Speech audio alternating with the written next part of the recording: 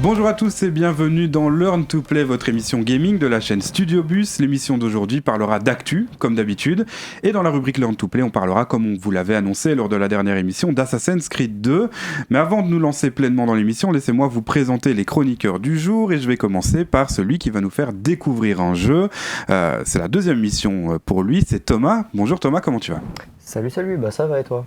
Ça va très très bien, très joli le salut, là c'est waouh, trop bien.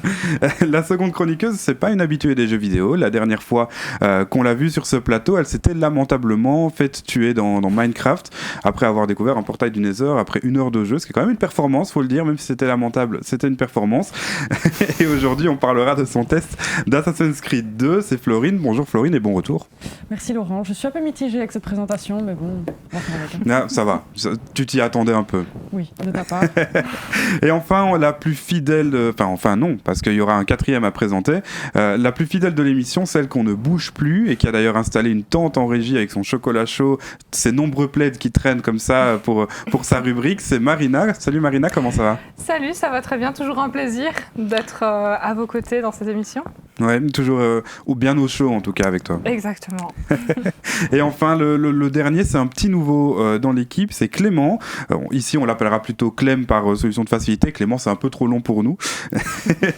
Et pour cette première émission, tu vas nous parler des news du mois, c'est ça ? Oui, tout à fait Laurent, merci pour cette invitation sur le plateau d'ailleurs. De rien et bienvenue du coup.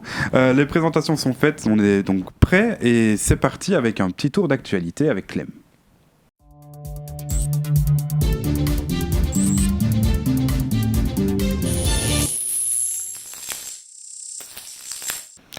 Et du coup, on va ouvrir cette page d'actu, Clem, avec une belle mobilisation dans le monde du jeu vidéo. Oui, tout à fait, Laurent. L'événement de speedrun Speedon, organisé par le streamer Mister MV, a permis de récolter plus de 1 200 000 € au profit de l'association Médecins du Monde. C'est un montant plutôt honorable. Et un record a par ailleurs été réalisé à l'occasion de cet événement, puisque le streamer Culex est devenu le premier joueur français à atteindre le rang de grand maître Tetris sur du coup le jeu Tetris de Grandmaster 3. Et c'est le 20e joueur à l'échelle du monde à réaliser cet exploit. La fin de partie sur le jeu est particulièrement difficile puisqu'il faut continuer à jouer mais à l'aveugle, un défi que Culex a relevé haut la main afin d'atteindre le rang ultime après 13 années d'expérience sur le jeu. Et l'histoire n'en est évidemment que plus belle de l'avoir réalisé en direct sur la scène de ce marathon caritatif. Ouais, et si je peux me permettre, moi à l'époque quand je jouais à Tetris sur ma Game Boy, déjà si j'avais la fusée c'était exceptionnel. Je l'ai eu peut-être une fois dans ma vie. Alors là, jouer à l'aveugle, ça me paraît totalement impossible. Vous avez déjà joué à Tetris vous sur Game Boy ou non, toi non? Florine non? Le jugement. Non, il n'y a aucun jugement. Mais j'ai jamais joué à la Game Boy moi. J'ai joué à la DS, mais pas à la Game Boy. Ok, ça va. Moi j'ai déjà joué, je suis très nulle. Ok. Je n'ai pas honte de le dire. Au moins c'est clair. Donc, je n'ai jamais eu la fusée. Ouais.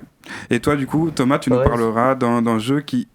Oui, non mais je suis très nul à Tetris, hein. J'ai joué T'es sur très nul à Tetris ? Voilà, et j'y jouais sur DS, mais j'ai jamais eu la fusée, je sais même pas ce que c'est, voilà. Mais au moins tu nous parleras d'un jeu qui a un peu des similarités avec Tetris, mais ça on en parlera plus tard. La seconde actualité, c'est un studio ukrainien qui a été piraté par des hackers pro-russes. Oui, exactement, il s'agit du studio GSC Game World, donc c'est le studio à l'origine du jeu Stalker, sorti en 2007. Et dans un tweet, ils annoncent qu'ils ont été victimes d'un piratage et que les hackers menacent de divulguer des informations au sujet de leur nouveau jeu, Stalker 2, qui est actuellement en développement, si les développeurs ne cèdent pas à leur demande. Alors la réponse du studio a été très claire, ils ne céderont pas. Dans leur tweet, ils annoncent avoir vécu des choses bien plus terrifiantes en tant qu'Ukrainiens, mais ils demandent tout de même à leur communauté de se montrer compréhensive et d'éviter de consulter ou partager les informations en cas de fuite. Ouais, la guerre du coup qui se décale même dans le monde du jeu vidéo. Tout à fait. Et maintenant une nouvelle beaucoup plus triste même, c'est le décès de l'acteur Lance Reddick à l'âge de 60 ans. Oui, il était surtout connu du grand public pour ses rôles dans les séries The Wire, Bosch ou encore dans la suite de films John Wick. Alors du côté de la communauté jeux vidéo, on le connaissait surtout pour son rôle du commandant Zavala de Destiny, ou encore dans celui de Silence dans les jeux Horizon, un acteur emblématique donc dont la mémoire continuera de vivre à travers ses personnages que les joueurs n'ont d'ailleurs pas manqué de saluer à travers le jeu, pour lui rendre une sorte d'hommage à leur manière. Ouais, et on va terminer ces news sur une bonne nouvelle pour les fans de l'univers de Silent Hill. Oui, exact, puisque si tout se passe bien, le tournage du film Return to Silent Hill devrait commencer le mois prochain. Alors le scénario sera basé sur les événements du jeu Silent Hill 2, sorti à l'époque en 2001, et dont un remake est d'ailleurs prévu prochainement sur PS5. Alors dans les grandes lignes, l'histoire suit le personnage de James. Celui-ci reçoit une lettre mystérieuse de la part de sa femme, pourtant supposément décédée des années auparavant, qui l'invite à la retrouver. Suite à cela, donc, il s'aventure dans la ville cauchemardesque de Silent Hill et se résout, par amour, à plonger dans un univers d'horreur psychologique. Alors, c'est un film qui plaira donc autant aux fans de Silent Hill qu'aux amateurs de films d'horreur. Oui, c'est-à-dire que personnellement, je ne rentre dans aucune de ces deux catégories, étant donné que je suis une flippette. Ce ne sera pas pour moi, en tout cas. Et donc, merci, Clem. C'est fini pour ce petit tour des news du mois. Et tout de suite, on va parler d'Assassin's Creed 2 avec Florine.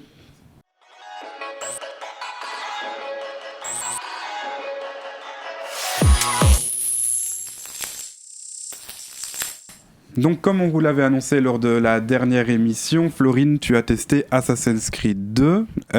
Et du coup, vas-y, raconte-nous ce que tu en as pensé en testant ce deuxième opus. Bah oui, c'est un jeu que j'avais envie de tester depuis super longtemps. On en avait déjà parlé ensemble et tu m'as dit que c'était un des meilleurs de la série. Pour moi, c'est le meilleur. Voilà. Et en plus, j'avais vu les graphismes et ils avaient l'air ouf. Si je me souviens bien, tu m'as dit que le jeu était sorti en 2009, c'est ça ? Oui, c'est ça. Clairement, voilà, on est en 2023. Si on se replonge 14 ans en arrière, je ne sais pas ce que vous en pensez, mais je trouve qu'il a hyper bien vieilli. En tout cas, au niveau des bâtiments, les personnages, on sent un peu plus le poids des années. Je trouve, pas au niveau des visages, mais dans les mouvements, ils sont un peu plus artificiels. Mais les décors, j'ai eu aucun mal à me croire en plein Florence en 1476. Oui, tu m'étonnes. Oui, franchement, pour l'époque, c'était quand même une sacrée claque, ce jeu. C'est une ville où il y a pas mal de toits. Non. De fait. Oui, de fait. C'est fou ça. De fait, il y a pas mal de toits. C'est marrant, mais je me dis qu'il y a pas mal de toits parce que j'ai l'impression que tu es tombé quelques fois. Un peu, oui. On peut dire que j'ai eu beaucoup de petits, voire de gros problèmes de psychomotricité. En fait, pour remettre un peu le contexte, du coup, je pensais gagner du temps en passant par les toits, puisque c'est quand même le but du jeu. Et j'en ai perdu du temps, énormément, parce que je me suis très souvent ramassée en dessous et je voyais bien que Laurent perdait un peu patience par moment. Ouais. On peut voir le ressenti qui est toujours bien présent, même si franchement notons qu'il y a quand même des moments où je t'ai étonnée parce que je me suis raccrochée à des corniches vraiment insoupçonnées et j'ai vu du respect dans ton regard, tu ne peux pas mentir. Une once à la limite. Mais des problèmes de psychomotricité, mais je propose qu'une image vale plus que 1000 mots et qu'on regarde un petit moment, un petit best-of de ton test et on va revenir juste après pour en parler. Uno, due, tre. Il y a beaucoup à apprendre, mon frère. Je suis quel idiot, je sais. Je comprends pas où je dois aller. Mais moi je trouve que tu vas pas commencer à faire. Wow. Salut.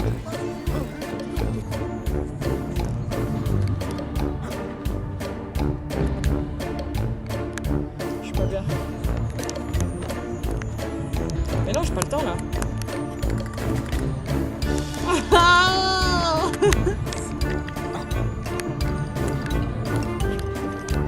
Non, je vais devoir tout recommencer.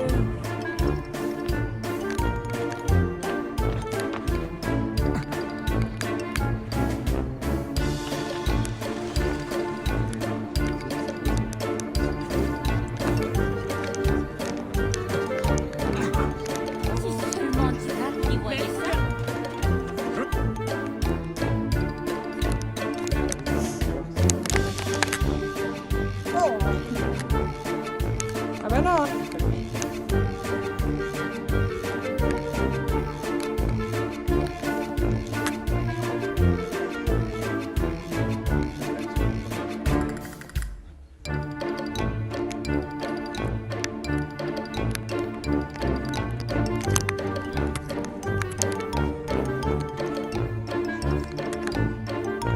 Putain, mais je peux aller nulle part.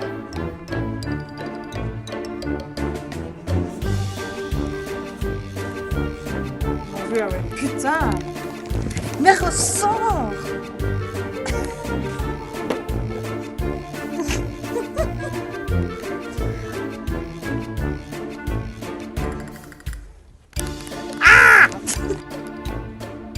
dérangerait de monter plus vite?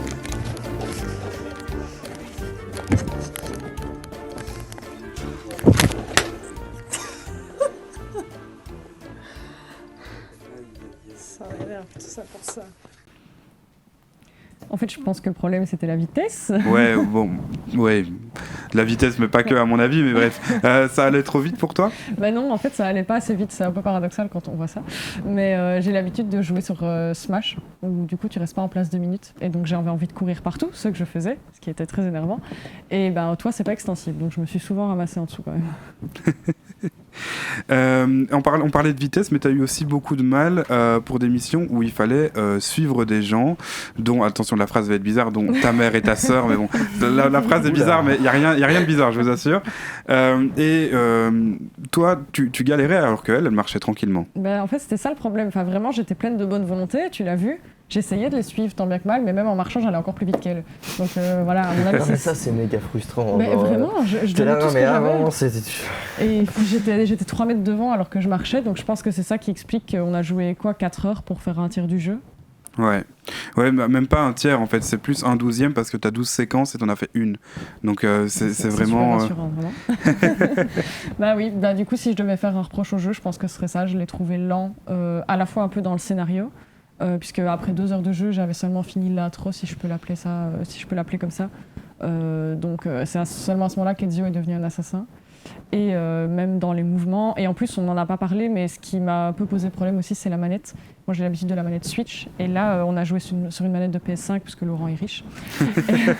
et donc, tous les boutons Riche, calmons-nous. Je savais même pas que les DualSense marchaient sur PC, moi. Quoi? Je savais même pas que les DualSense marchaient sur PC. Avec, le truc pour les manettes PlayStation sur PC. J'ai plus le nom, Ok. mais Mais un truc qui te permet. Okay, oui, ouais. c'est ça, oui. Écoute, moi, en bonne néophyte, on m'a donné la manette, on m'a dit joue, j'ai joué. Je Ouais, n'ai pas non, posé de mais- questions. Mais du coup, oui, tous les boutons étaient comme décalés d'un bouton à gauche. Donc le bouton A qui normalement sert à tout sur la Switch, bah là c'était la croix. C'est ça. Oui, c'est ça. Je Oui. cherche la confirmation. Oui, c'est ça. Qui du coup, moi, est le bouton B. Et donc tout était décalé comme ça. Et en plus, sur le jeu d'ordi, tu m'as dit que c'était spécifique à Oui, l'ordinateur. ça, il n'y a pas sur console. Les boutons ont un symbole qui est logique, du style la tête pour parler, le pied pour frapper. Mais moi, ça correspondait à rien sur la manette, donc t'as pas embêté.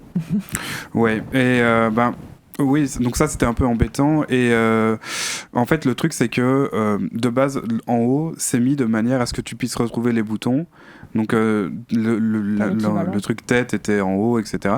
Sauf que t'arrivais même pas à assimiler le fait que c'était la même chose que sur ta manette parce que t'avais des symboles différents, donc ça a posé un peu problème. Je m'enfonce un peu là, non? Et donc tu m'avais aussi tu m'avais parlé du fait que t'avais plus envie de tester celui en Grèce antique aussi. Oui, parce que du coup j'ai regardé un trailer et il a l'air juste sublime. Alors je sais qu'il y en a un nouveau qui est sorti depuis je sais pas quand exactement. Valhalla, ouais. Voilà, chez les Vikings, mais j'aime pas les Vikings, donc je veux pas celui-là. Moi, je Parce veux que la t'aimes Grèce pas les antique. barbus, c'est ça? Exactement. D'ailleurs, Si je veux qu'on se batte, on peut y aller. Moi, il n'y a pas de on fera problème. ça après en dehors du plateau. Oui, c'est ça. Mais du coup, oui, j'espère que tu vas retenir le message parce que je veux vraiment tester Odyssey. Alors, peut-être pas sur mon PC portable que vous voyez juste là, parce que déjà avec Assassin's Creed 2, on le voit dans l'extrait, il y a des petits lags comme ça. Mais pourquoi pas un jour, à voir. On verra si mon avis changera parce que du coup, voilà, là j'ai bien Ouais. aimé le jeu, mais j'ai été un peu déçu par rapport à ce à quoi je m'attendais. Ouais. On verra. Ouais, parce qu'en plus, là, je trouve que les commandes de Odyssey sont même peut-être un peu plus dures que sur Assassin's Creed 2, donc C'est génial. ça, Ça annonce des bons extraits en perspective. ça va être parfait. Mais en tout cas, merci Florine pour ce test. J'espère que t'as pas trop de bleu à force d'être tombé un peu partout. Non, heureusement que le ridicule ne tue pas, j'ai envie de te dire. Oui, heureusement, parce que sinon ça ferait longtemps que tu nous aurais quittés, malheureusement. On va maintenant changer un peu de registre. On va mettre tous notre plaid. On va aller chercher un petit chocolat chaud parce que Mère Castor va nous raconter une histoire.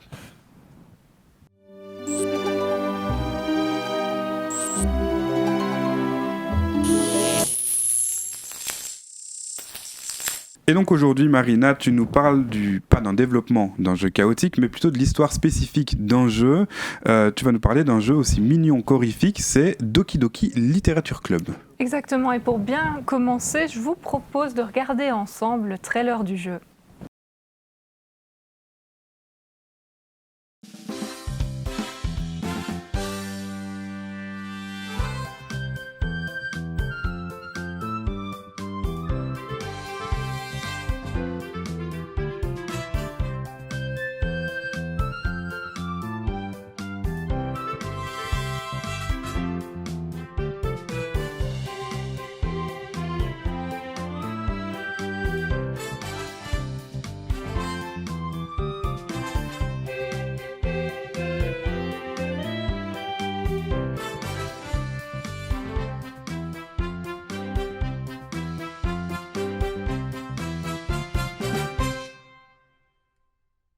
Ne vous laissez pas berner par la mignonitude de ce trailer tout rose. Doki Doki Literature Club, c'est un visual novel de Tim Salvato qui va vous retourner le cerveau.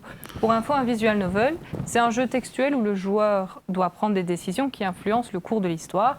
Vous l'avez compris, il y a généralement plusieurs fins. Donc le jeu, il sort en 2017, mais il est toujours aussi efficace. Je l'ai terminé, je peux vous dire qu'on n'est jamais vraiment prêt pour ce qui se passe dans le jeu. Pour revenir sur le scénario, on suit le quotidien d'un lycéen qui rejoint le club de littérature, qui est composé de 4 filles. Donc il y a Sayori, Yuri, Natsuki et Monika. Le joueur est invité à écrire de la poésie.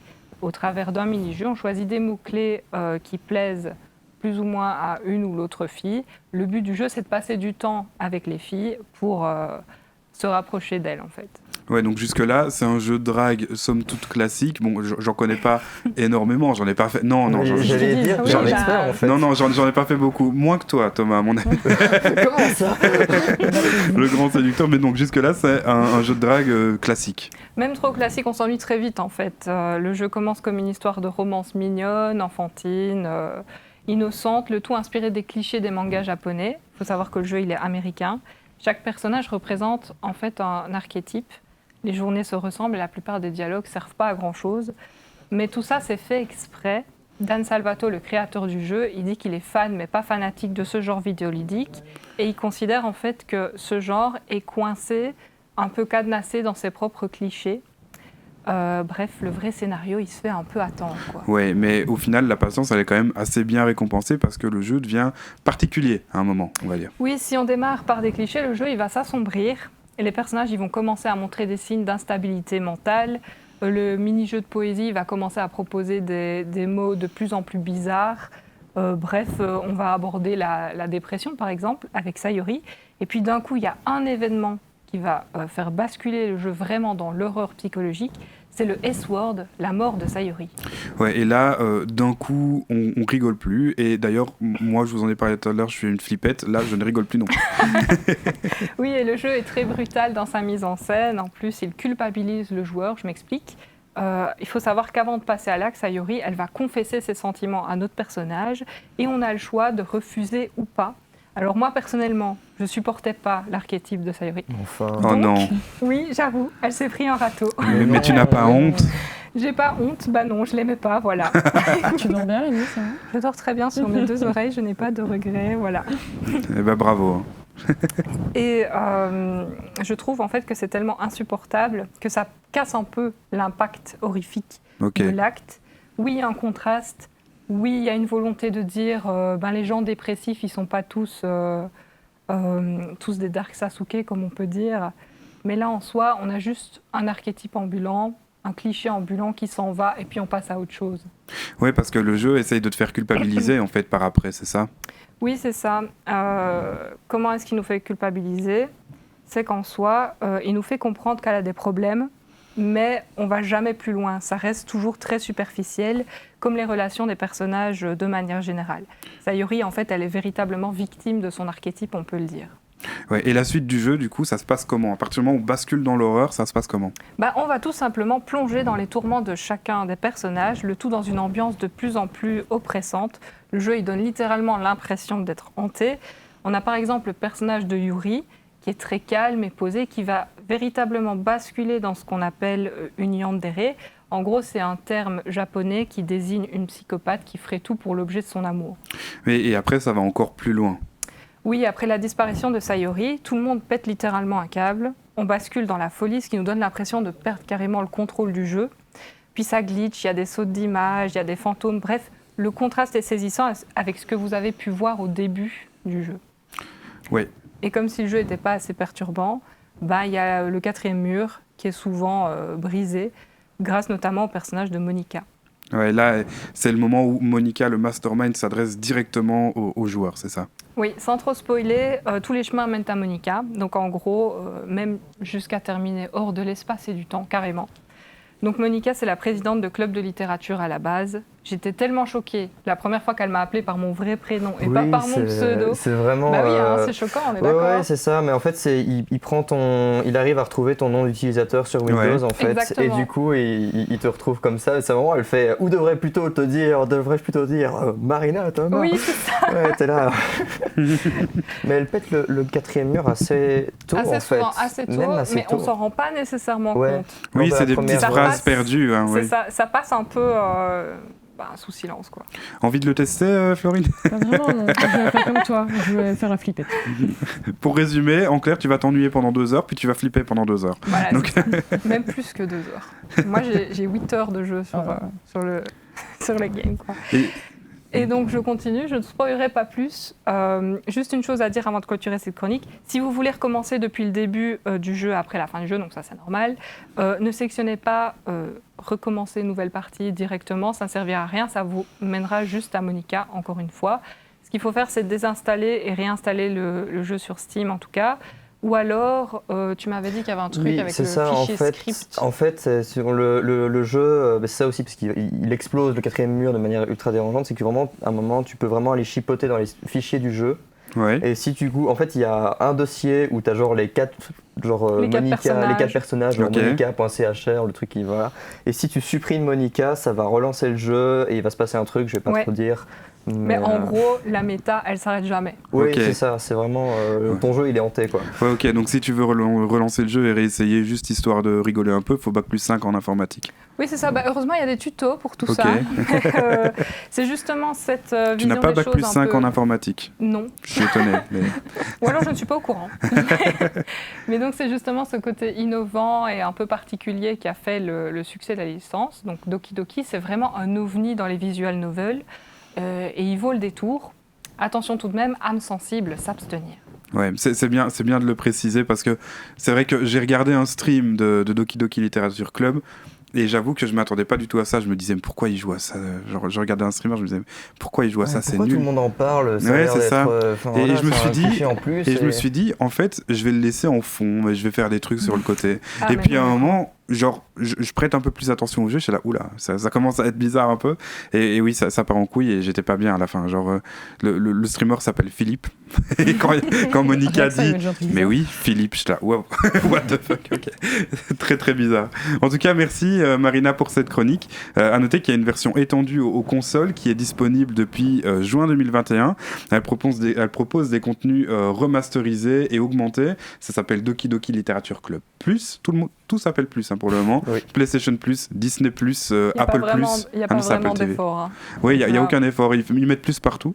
Bref, le jeu a dépassé plus d'1 million de ventes en février 2023, que ce soit sur PC et console, tout réuni. Donc voilà, merci beaucoup de nous avoir présenté ce jeu. Tout de suite, on va rester dans le cadre un peu morbide, mais je ne dirai pas plus. On va découvrir un jeu avec Thomas.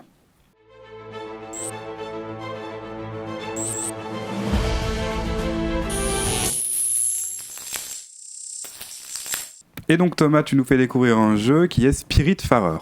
Oui, tout à fait. Bah, je vous propose de jouer au plus choupi des jeux sur la mort. Donc, Super. Ouais, voilà. Bah, écoutez, je Génial. reste dans le thème. C'est choupi aussi. Ça parle aussi de mort, yes. D'enfer, plus particulièrement. Alors, je sais que l'enfer, voilà, c'est pas forcément votre première destination de vacances. Je pense pas. Je suis en train de regarder là pour juillet. Ouais, ouais, tu vas y aller. Là, c'est Mais il y vrai a des que- promos sur EasyJet, hein, je pense.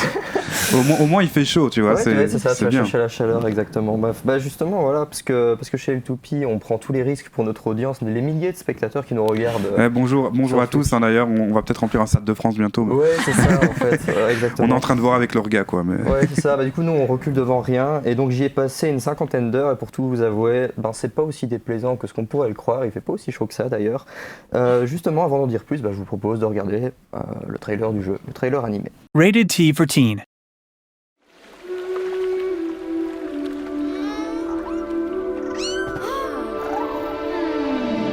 Flowing through the seas of time, memories that were left behind, bring us closer to the end of this journey, where we grew as friends.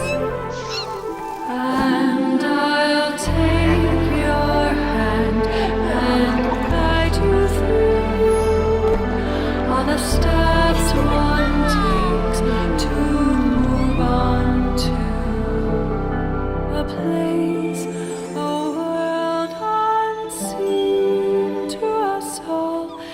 But it's okay, we'll be together, my friend.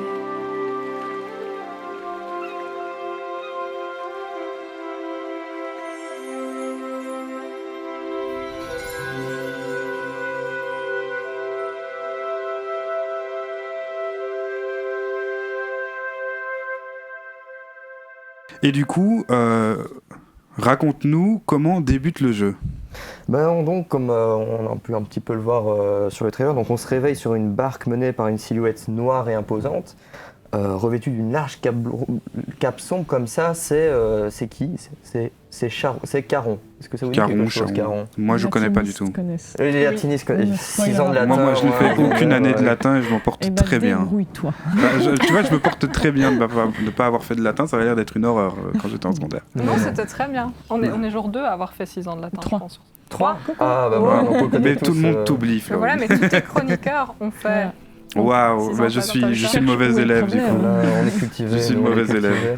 Du coup, Caron, donc le passeur d'âmes donc dans la mythologie grecque, qui se transporte les âmes des vivants vers le monde des morts.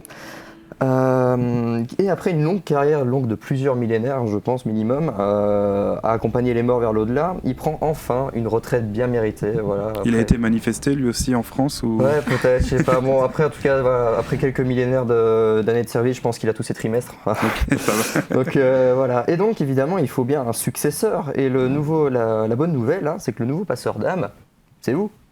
Enfin, plutôt, c'est Stella, une jeune fille que nous incarnons, et qui est donc la nouvelle passeuse d'âme. Et nous ne sommes pas seuls, nous sommes accompagnés de son chat tout choupi, Daffodil. Et oui, Marina, tu me disais avant qu'on commence que ça te disait un truc. Ça me disait un truc. En fait, Daffodil, c'est le nom d'une jonquille, c'est une fleur jaune et ça symbolise la résurrection, le printemps, enfin, l'espoir en tout cas. Et donc, je trouvais que c'était comique. Ah ouais, pour un d'accord. jeu, Voilà, c'est.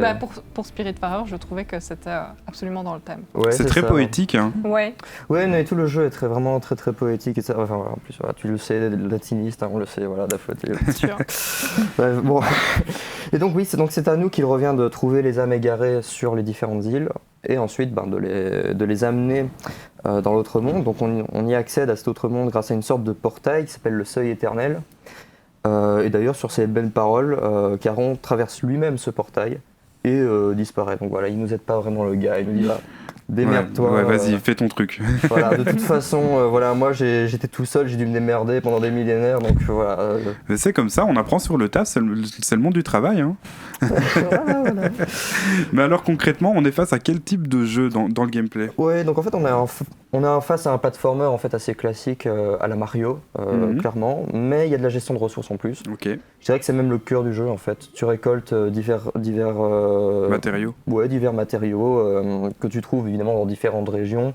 Alors évidemment, il y a du craft en plus pour fabriquer des ressources encore plus complexes, etc. Et évidemment, afin de progresser, améliorer notre bateau, c'est essentiel. Et ça devient un véritable hôtel flottant à la fin, parce qu'on se retrouve vite avec des ateliers, des champs, des quartiers dans tous les sens. Et évidemment, là, ce qui est drôle, c'est que la place sur ton rafio, elle est limitée. Donc évidemment, tu vas devoir tout caser à la manière d'être Tetris. C'est là qu'on disait... qu'il y avait un lien avec voilà, et la que news j'ai sur pas Tetris. une très très bonne expérience avec Tetris, donc Du coup, je suis assez nul. J'ai un peu galéré à toi, on peut le voir sur les images, que voilà, on met bien tout, on essaie de mettre des trucs, ça fait n'importe quoi, et ton bateau il ressemble à rien, t'es sur des pilotis dans tous les sens. Enfin bref. Après, il y avait un aspect Tetris, mais il n'y avait pas que ça non plus dans le jeu, heureusement pour toi. Oui, heureusement, donc il faut évidemment s'assurer du bien-être, enfin plutôt du bien mourir pour le coup, voilà. Je sais, cette blague est trop bien, j'en suis très fier. Donc de nos passagers, donc on leur prépare des délicieux plats, parce que oui, les âmes mangent, et pas qu'un peu, croyez-moi, ça mange beaucoup. Et le matin, voilà, tu sonnes la cloche pour réveiller tout ce beau monde, t'arroses tes champs, tu lèves l'ancre. Le jeu te force pas, mais c'est vrai que j'ai assez rapidement pris une sorte de routine, si tu veux. Genre, voilà. Ça peut devenir répétitif. Répétitif, non, ça va, parce que comme tes objectifs sont jamais les mêmes. Les journées se ressemblent pas. Ouais, les journées se ressemblent pas. Après, c'est vrai que moi j'ai joué une cinquantaine d'heures, c'est vrai que sur la fin ça devenait un petit peu répétitif quand même. Après, ça se fait en 20-25 heures environ pour faire la quête principale. Et bon, moi, j'ai platiné le jeu, donc j'ai joué 2 fois plus. C'est Enfin, un peu bref. un Animal Crossing de la mort en fait. Ouais, Enfin, au pays entre des Animal morts. Crossing et Minecraft, j'ai l'impression. Ouais, Minecraft, je sais pas. Animal Crossing, Il y a je le trouve côté qu'il craft de Ouais, Minecraft, c'est mais ça, je pense ouais. que c'est un peu tout. Mais ouais, Animal Crossing, ils ont vraiment bien trouvé parce que c'est vraiment un simulateur d'adieu déjà. Ouais. En fait, Bah, comme dans super Animal bonne Crossing, ambiance, hein. justement, Franchement. les interactions sociales en fait sont vraiment ensemble de tout. Et t'es obligé de connaître chacun pour avancer, savoir ce qu'il veut, ce qu'ils aiment, etc. Ça crée immanquablement des liens avec chaque passager parce qu'ils ont tous des vies intéressantes à raconter en fait. Et justement, ça marche parce que le jeu prend le temps de se poser. Il y a pas mal de moments assez contemplatifs. On en apprend plus par bribes, comme ça, au détour d'une conversation, ils vont passer un truc, ou évidemment, ils vont se confesser peut-être de manière plus directe. Les différents personnages vont se Ouais. Et je suppose que, vu le thème du jeu, la petite blague est assez bienvenue. Toute bonne chose a une fin. Oui, en effet. Attends, je crois pas si bien dire, parce que le pire, c'est que la séparation peut intervenir à n'importe quel moment. Ouais. Du coup, il y en a certains qui nous quittent après avoir accompli après être trop eux-mêmes, quoi. Ils ont accompli ce qu'ils avaient à faire. D'autres simplement admettent qu'il n'y a plus rien qui les retient en fait, et Et ils naturellement. nous laissent d'eux-mêmes- comme ça, ils nous abandonnent. Naturellement, ils te disent ouais, en fait, tu pourrais pas me conduire au seuil, s'il te plaît, c'est bon. Maintenant, je me suis bien amusé, voilà, je suis prêt.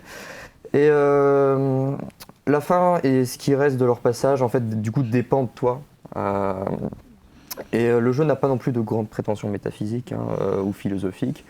On part pas, voilà. Mais il nous dit simplement, et je trouve que c'est ça qui est touchant et beau, c'est simplement qu'il nous dit, bah voilà, même s'ils sont plus parmi nous, les souvenirs avec eux qu'on a passés existent pour toujours. Voilà, c'est surtout que quand ils partent après, tu le vois vraiment leurs signes, ils sont tous représentés par un animal, et après, Ok. du coup, dans les constellations, tu vois. Quand tu regardes le ciel, tu vois qu'ils sont là en fait. Tu vois les Ok, constellations. c'est très la poétique nuit. hein, comme jeu. C'est très très poétique, voilà. Donc finalement, ce n'est pas la destination qui compte, mais voyage parcouru ensemble. Voilà. Mais merci Thomas, quelle belle phrase. Hein. Vas-y. C'est beau hein, pour finir comme ça. On a eu un jeu sur la mort, mais qui avait envie de nous foutre une balle. Et là, on... c'est vraiment le et là, on a un jeu beaucoup plus poétique Deux sur la visions mort, différentes de plus la doux. Ouais. Ça donne vraiment envie d'y jouer, contrairement à ton jeu, Marina. Sans aucune offense, hein, Marina, sans aucune offense. Hein. Mais oui, celui-là, non, franchement, il a l'air belle découverte. Juste, on n'a pas envie de crier à 3h du matin devant ton jeu, quoi. Ouais, mais c'est surtout qu'il y a vraiment un côté très je vais encore refaire ça. Toi, t'es dans le syndrome de non, mais je vais encore faire cette petite quête là, et quand j'aurai fait ça, là, j'aurai fini, j'arrêterai. Ouais, et au final, tu C'est finis tellement jamais, prenant quoi. que tu passes les heures. Et moi, la Le jour première se lève. fois que j'ai lancé le jeu, je suis passé genre 4-5 heures. J'étais là, waouh, j'avais juste prévu d'y jouer 1 heure. Et tu m'avais dit qu'il y avait une démo, hein, c'est ça, Il disponible. y a une démo, oui, sur Steam. Voilà, si vous voulez essayer. Sinon, Florine, par exemple, si tu veux essayer. Ouais. Te gêne pas. démo gratuite, ça se fait de moins en moins, c'est dommage, mais là, il y en a une, et franchement, c'est cool. Merci Thomas. Quoi qu'il arrive, du coup, le jeu est dispo sur PC et sur toutes les consoles. Oui. Et on va terminer l'émission maintenant avec une dernière chronique. Et pour cette dernière chronique, on va faire venir une nouvelle chroniqueuse que vous n'avez pas encore rencontrée, qui s'appelle Lola, et qui va nous parler d'une série qu'elle a regardée. On va quitter le jeu vidéo, mais on va quand même rester dedans, parce que la série, c'est Arcane, donc inspirée de League of Legends. Elle n'a jamais joué à League of Legends, c'est important de le préciser. On va voir ce qu'elle a pensé de la série, et on l'accueille tout de suite.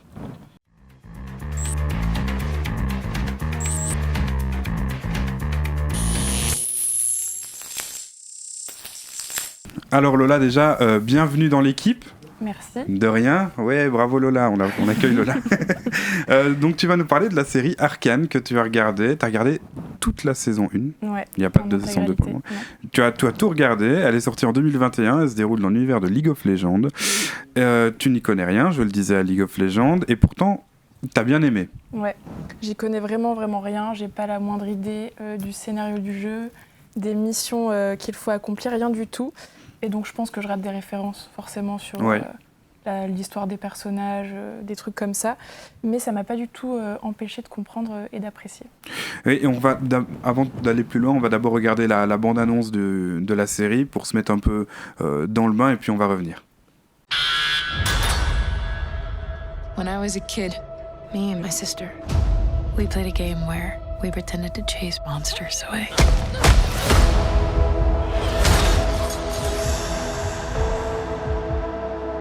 I'd say, no monster's gonna get you when I'm here. Then a real monster showed up. I have to find her.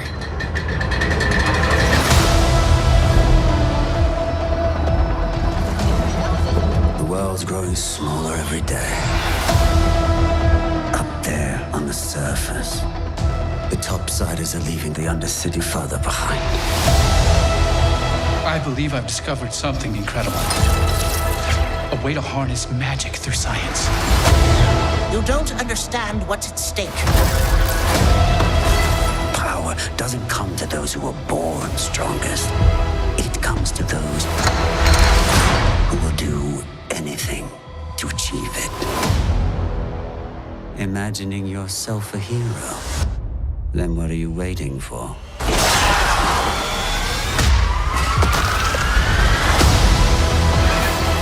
More lives may be lost. The Undercity cannot be controlled. Then we have to go in by force. What have you done with my sister? I'll give her your regards. This cycle of violence will never stop. She's too far gone. I have to try. You've got a good heart. Don't ever lose it. Protect the family.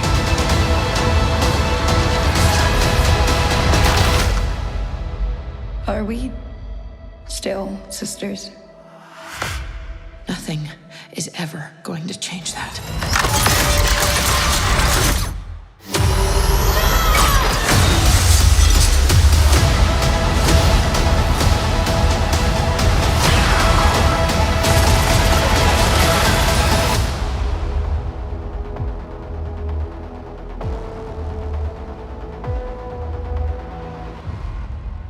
Ouais, donc on voit que c'est un trailer très vivant, très nerveux, très musclé comme ça.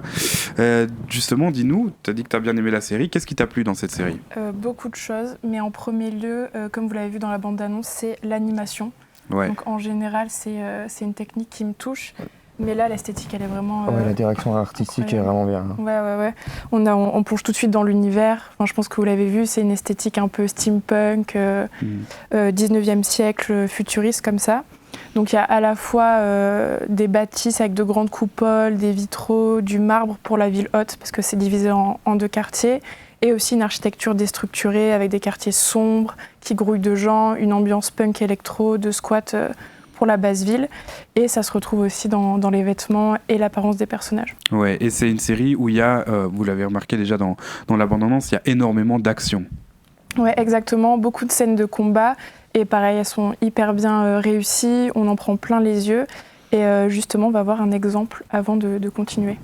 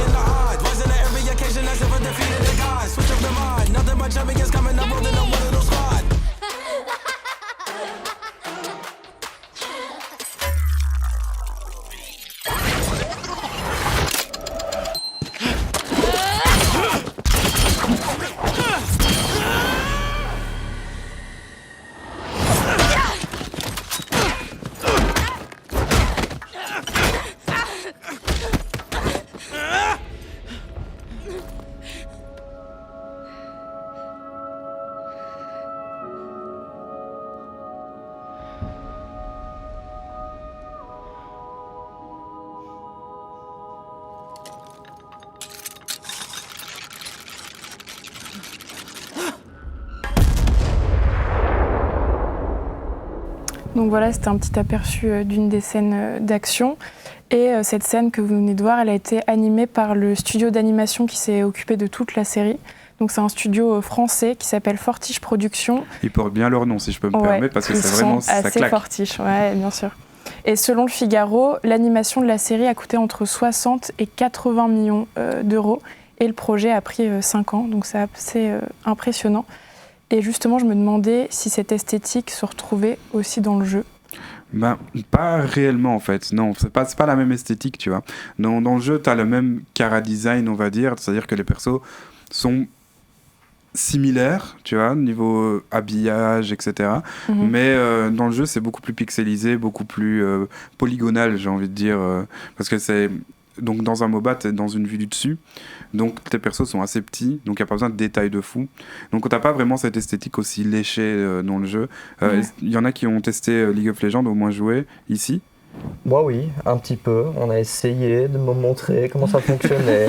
J'ai au final juste, j'ai joué une healeuse de base, enfin dans les persos, les 2-3 persos de base que tu as, genre j'ai joué une healeuse et je Soraka. Ne me demande pas leur prénom, Okay. genre vraiment. C'est trop loin. Juste, je savais bien que genre, on m'a montré un combo et je le spammais. Voilà. Ok. Et, Ça va, il y en a que 140 à retenir. Oh, ça va, franchement, tranquille.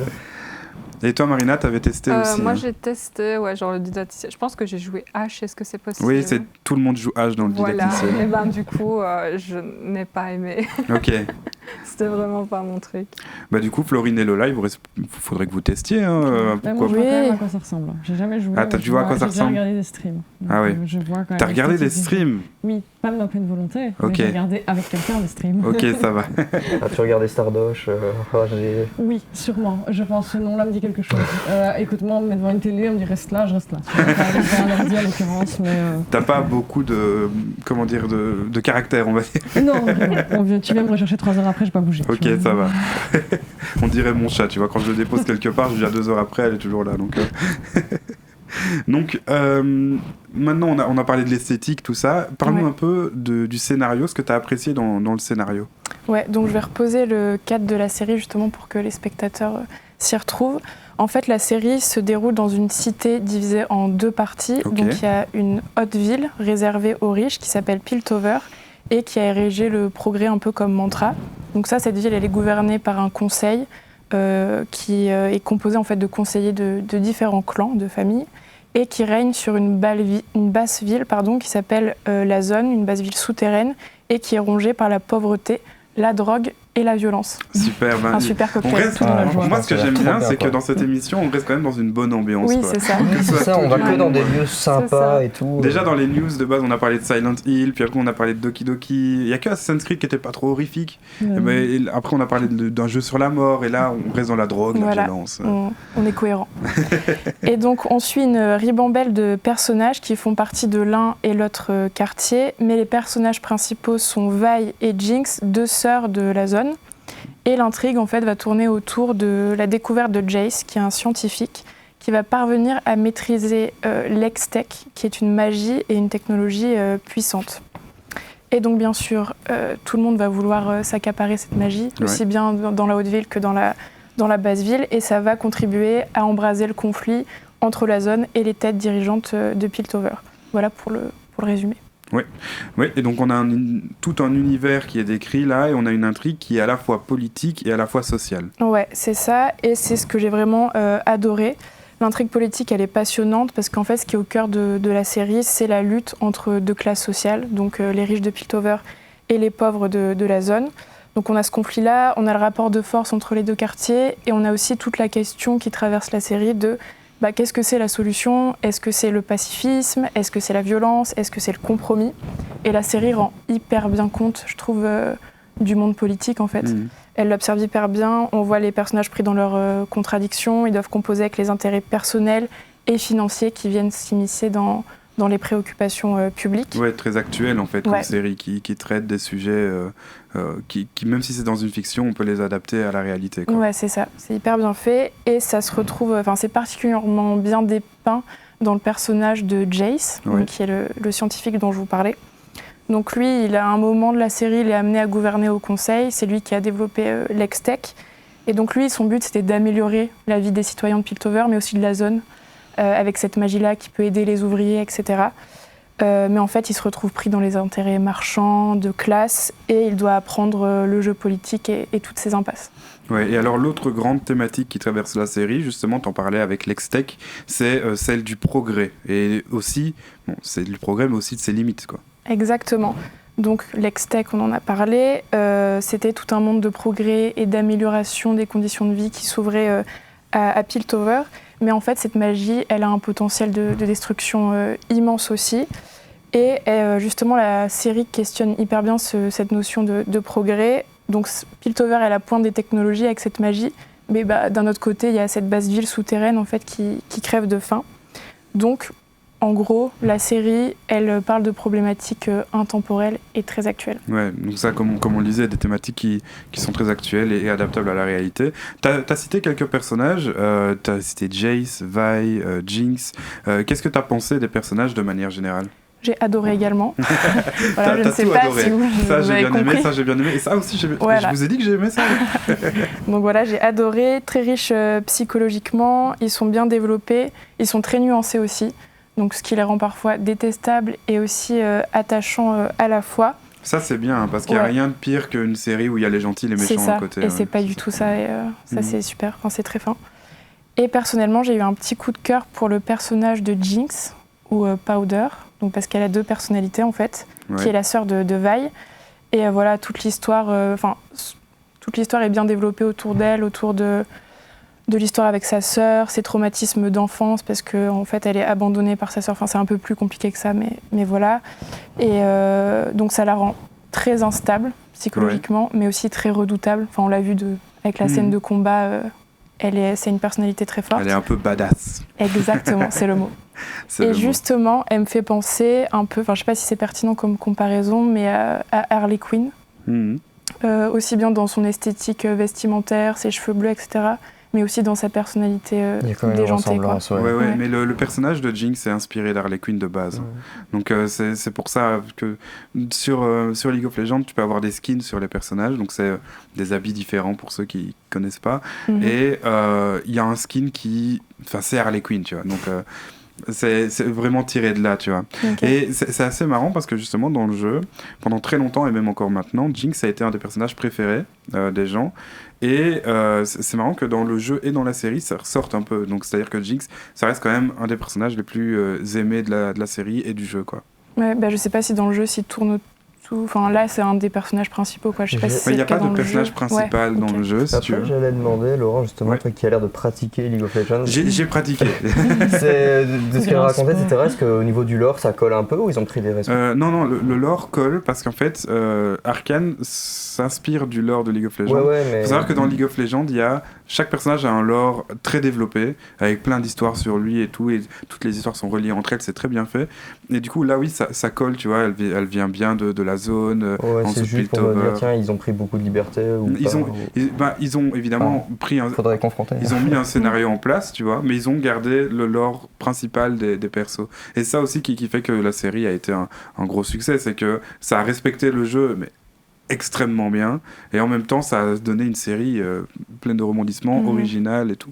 Donc ça c'était vraiment cool, quoi. Et du coup, donc il y a d'autres personnages qui t'ont un peu marqué, c'est ça, comme la conseillère Medarda et la pacifieuse. Comment tu dis, pacifieuse? Pacifieuse. Ouais, j'ai des problèmes de locution. Oui, c'est ça. En fait, c'était plutôt les personnages féminins en général. J'ai trouvé que ils étaient bien amenés, elles avaient des personnalités complexes, elles sont très fortes, donc comme tu as dit, Vi, Jinx, tout ça.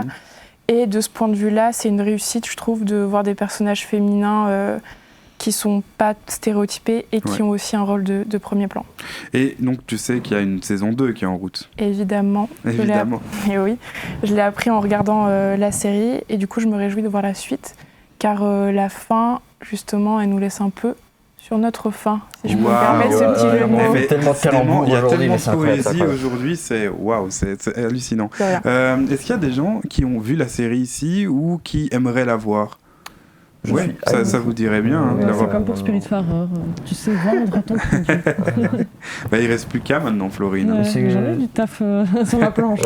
C'est combien? S'il y a beaucoup d'épisodes, c'est combien? Il y a 9 épisodes de 40 minutes. Ça te fait 6 heures à peu près. 7 heures. J'ai regardé en un week-end, ça se fait très Ouais, bien. franchement, ça va. Tu as passé ton week-end à ça. Oui. Marina, t'avais vu la série Moi, ou... j'ai vu la série. Ouais. Ouais, donc super, génial. Je suis à fond, comme elle dit. Ouais. Surtout rien que, à rajouter. surtout que tu as un peu une vibe artistique, toi, de base, donc Oui, ça te parle encore plus. J'étais surtout très sensible aux musiques, parce qu'elles sont exceptionnelles, disons-le clairement. Et ça couplé au fait que l'esthétique en général, les graphismes et tout sont très bien faits, magnifique. Rien d'autre à dire. Ouais, rien que la musique qu'on a entendue là, on l'a pas vue parce qu'on était, l'image passait. Moi, j'étais en train de m'ambiancer sur la musique, c'était incroyable. Mais en tout cas, merci Lola de t'être prêtée au jeu pour ta première émission avec nous, d'avoir regardé cette série. Normalement, tu regrettes pas vu que tu as bien aimé. Non, pas du tout. Non, le seul regret que tu as maintenant, c'est que tu dois attendre avant la saison 2. Quoi. C'est ça, on va patienter. C'est ça. Écoute, merci beaucoup. En tout cas, c'est la fin de cette émission. Merci à vous de nous avoir suivis pour ce 2e numéro de L2P. La prochaine fois qu'on se verra, ce sera fin avril lors du Studio Bus. Alors pour ceux qui ne le savent pas, le Studio Bus, c'est une semaine immersive pour les étudiants en journalisme à l'Université de Liège. Petit rappel, parce que c'est vrai qu'on ne le précise pas, mais on est nous-mêmes étudiants en journalisme à l'Université de Liège. Et lors de cette semaine, vous pourrez suivre a priori 2 numéros d'L2P, mais pas que. Vous aurez également droit à une quotidienne qui parlera de sport. Vous aurez le journal télévisé qui sera normalement à 18h tous les jours. Et il y aura aussi une émission en TV animalière qui s'appelle C'est tout bête. Donc bref, il y a beaucoup de bonnes choses qui sont à venir. Pour ne rien louper, n'hésitez pas à suivre les réseaux du Studio Bus sur Facebook, la chaîne Twitch et la chaîne YouTube. Et on vous dit à très vite, du coup, à fin avril. Et on vous souhaite une bonne soirée. Salut!